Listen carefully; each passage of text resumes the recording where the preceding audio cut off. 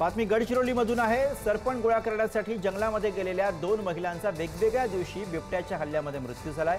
या घटनेमुळे परिसरामध्ये भीतीचं वातावरण निर्माण झालंय।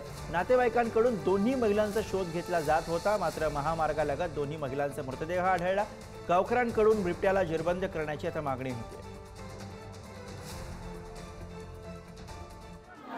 आज 8 दिवसापासून एक व्यक्ती त्यांना पुन्हा बिबट्यानं खाल्लेला आहे।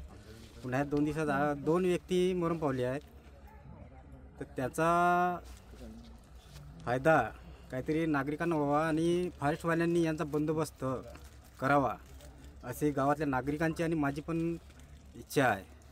म्हणजे व्हावा नाही तर आम्ही काहीतरी गावकरी याच्याबद्दल फायर डिपार्टमेंटला जबाब देऊ का?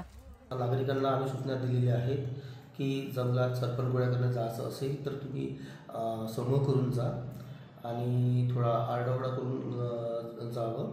आणि ज्या ठिकाणी वन्य प्रवासाचा जास्त खूप प्रमाणात वावर आहे तिथं गावकऱ्याबरोबर आमचे कर्मचारी सामूहिक गस्त करते की बाबा वन्य प्राण्याकडून कुठल्याही जीवितहानी होऊ नये करिता आम्ही प्रयत्न करीत आहोत।